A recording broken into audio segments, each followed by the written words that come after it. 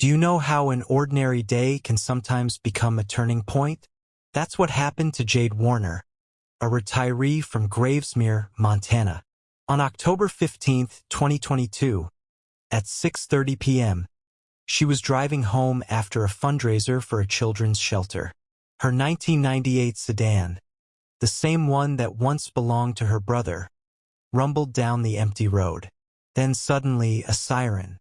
Jade didn't know that this stop would be the beginning of an investigation that would shake the foundations of the entire town.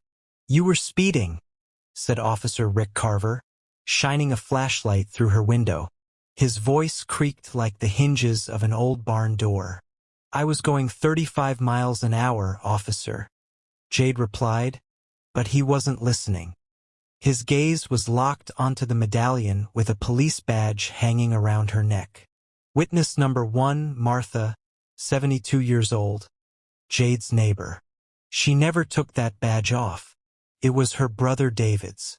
He died in 2001. The police said it was an accident, but Jade never believed them.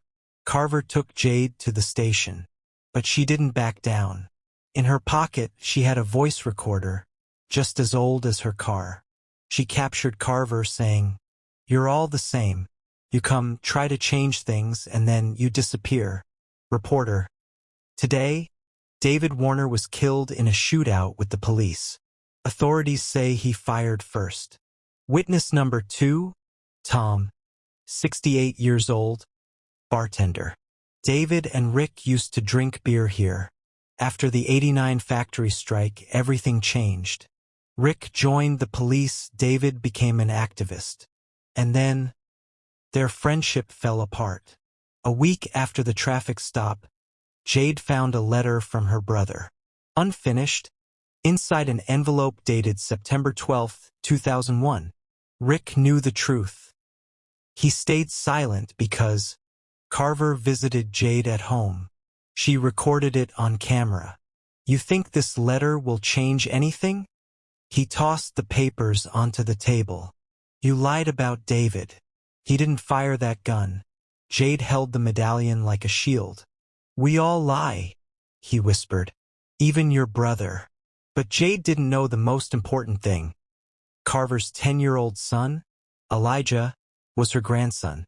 His mother, David's daughter, had been put up for adoption after his death.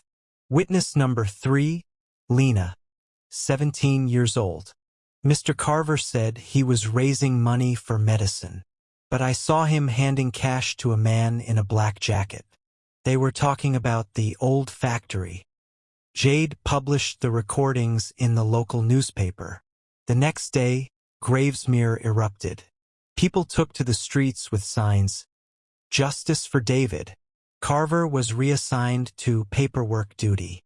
But Jade didn't stop. She found Elijah. "I'm your grandmother," she told the boy, showing him a photo of David. "My dad said he was a bad person," Elijah replied. "Sometimes good people make bad choices, but that doesn't mean they should be forgotten." Jade and Lena started a support group for victims of police misconduct. They called it Shadow on the Wall, after David's final letter. Jade's story reminds us, even in the darkest corners of the world, the candle of truth can ignite the flames of change. But the price for it is never being the same again.